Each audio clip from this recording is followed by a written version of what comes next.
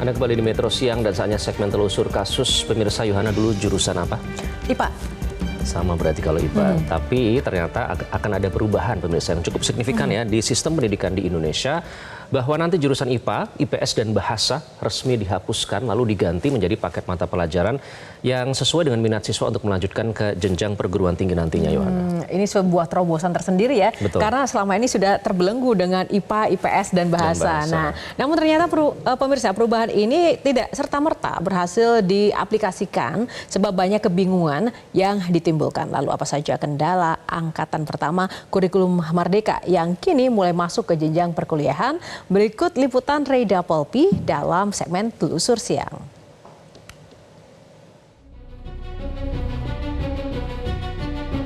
Dalam hampir 20 tahun terakhir, kita itu mandek.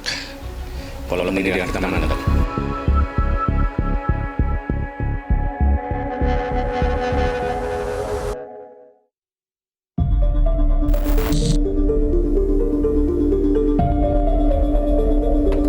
Pendidikan Indonesia lagi-lagi berubah. Kali ini jurusan di SMA dihapuskan yang merupakan implementasi dari kurikulum Merdeka. Lalu apakah perubahan sistem pendidikan yang terus-menerus dilakukan ini meningkatkan kualitas pendidikan di Indonesia atau justru sebaliknya? Ikuti penelusuran kami. Penghapusan jurusan di SMA menggemparkan publik. Sebenarnya, penghapusan ini sudah dilakukan secara bertahap sejak tahun 2021 seiring diberlakukannya kurikulum Merdeka. Saat ini, siswa dapat memilih mata pelajaran sesuai minatnya. Meski tentu saja sejumlah kendala muncul, termasuk kurangnya SDM pengajar dan orang tua siswa yang kebingungan. Kita sudah berjalan dari tahun 2022, tahun 2023. Anak-anak ini sudah memilih paket-paket Pak, seperti itu. Jadi nggak ada lagi jurusan. Kendala pastinya ada ya, karena memang ini kan kita menjalankan sesuatu yang baru. Misalnya kendala di bagian SDM ya, kan guru-guru kita butuh banyak kalau sistem paket seperti ini. Dari sisi orang tua, saya pikir ini yang mungkin agak sedikit alot ya. Karena apa?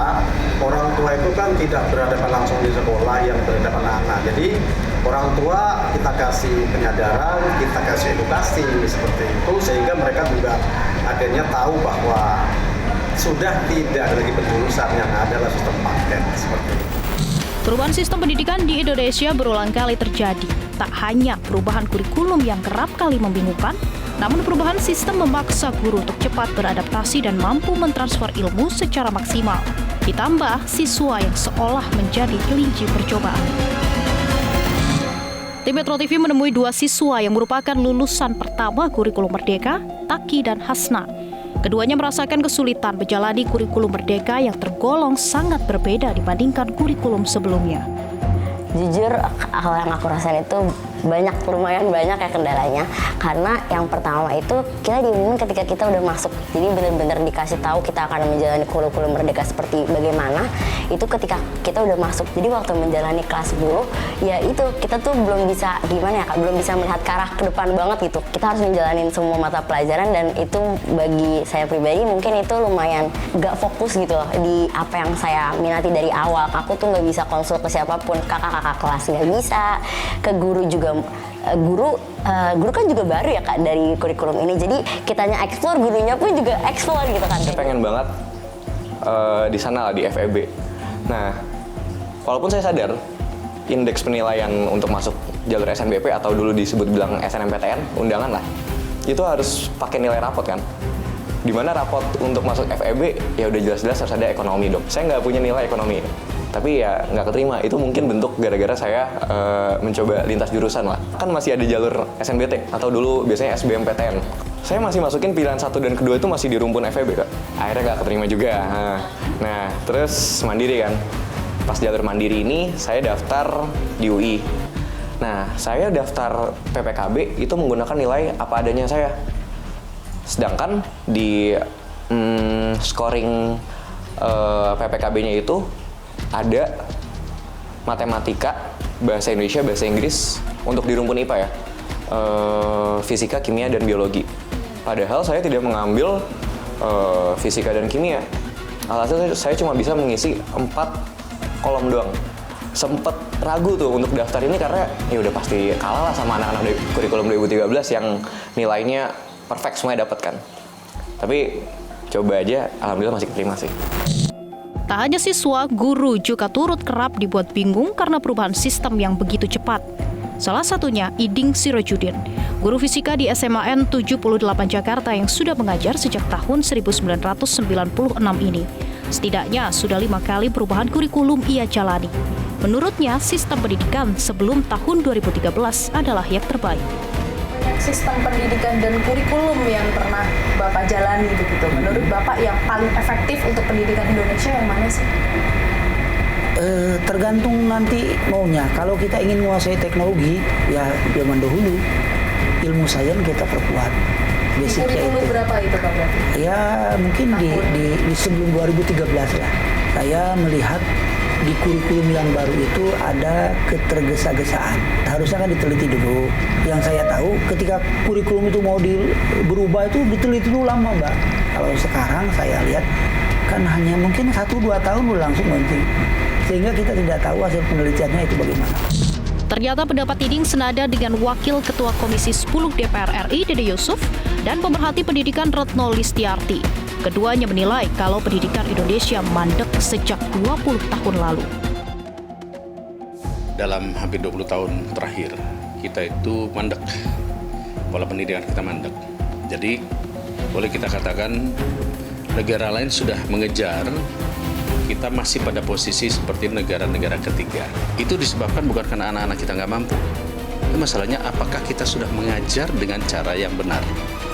Jadi kalau saya katakan niatnya baik, tetapi implementasinya terburu-buru dan tergesa-gesa. Konsep-konsep besar ini belum siap kita lakukan saat ini secara masif. Dia harus bertahap. Menurut saya yang paling efektif dan bagus adalah kurikulum itu KTSP ya, berarti 2006. Itu menurut saya kurikulum yang paling lengkap karena dia mengadopsi antara lain adalah guru tuh bisa bikin hidden kurikulum ya. Dia bisa mengembangkan sendiri dan itu disesuaikan dengan kondisi sekolah. Nah, problem selama ini satu ya, ternyata pilihan anak-anak berfokus pada mata pelajaran tertentu, gurunya kurang. Nah, kalau ini misalnya kebijakan yang sekarang, kan berarti semua sekolah dianggap sama. Nah, belum tentu kan siap, apalagi daerah-daerah yang mereka aja emang kekurangan guru juga gitu.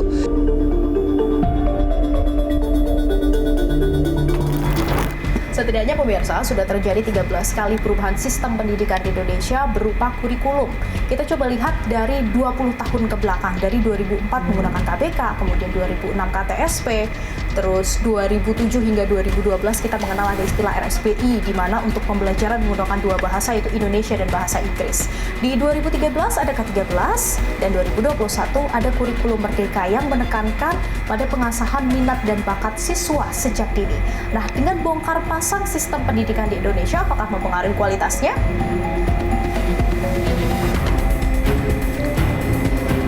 Nah pemirsa, kalau dari World Top 20, ternyata peringkat pendidikan Indonesia dari tahun 2021 ini ada di peringkat 54 dari 78 negara, sementara 2022 dan 2023 sama-sama ada di peringkat 67 dari 203 negara. Kita lihat lagi, OECD ini menilai kualitas pendidikan suatu negara dengan menilai anak usia 15 tahun selama 3 tahun sekali ada 3 aspek, yaitu matematika, membaca, dan sains. Ini adalah hasil milik Indonesia di mana pada tahun 2022 ternyata angkanya turun drastis.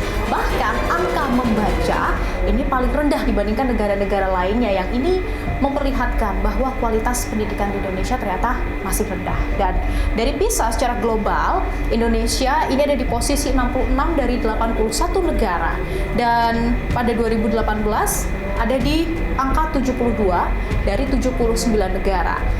Belum cukup bukti bahwa pendidikan di Indonesia ternyata masih rendah, kita lihat lagi dari WCY pada tahun 2020.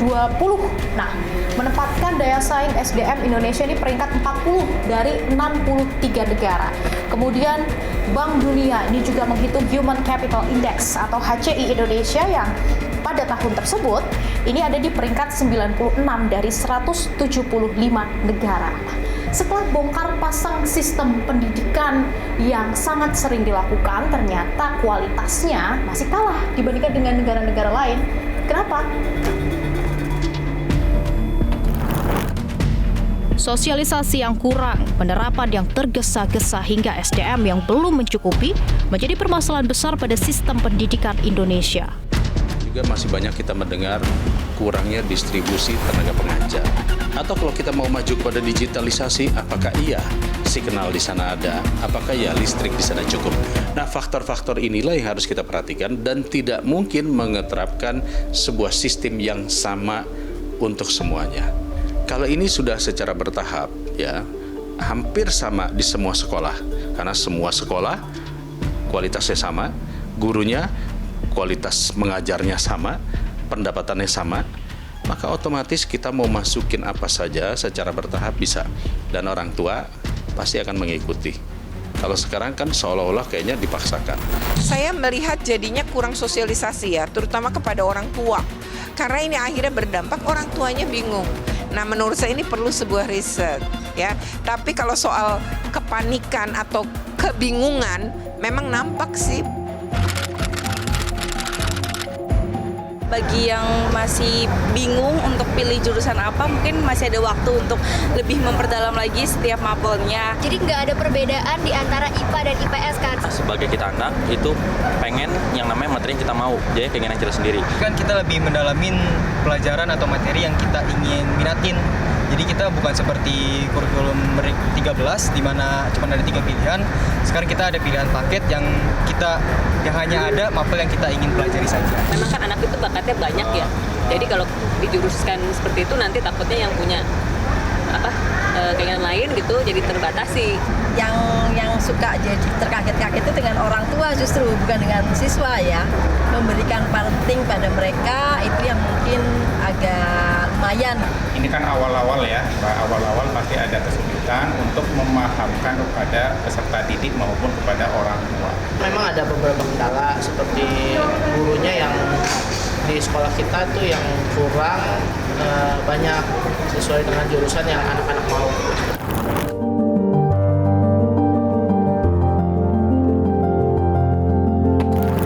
Indonesia seolah tengah mencari sistem pendidikan mana yang paling baik, dan sistem pendidikan ini akhir-akhir ini berubah semakin masif yang disebut-sebut untuk menyesuaikan dengan perkembangan zaman. Tapi yang pasti pemirsa, apapun sistem pendidikannya seharusnya kualitas ini semakin meningkat. Dari Jakarta, Tim Liputan Metro TV.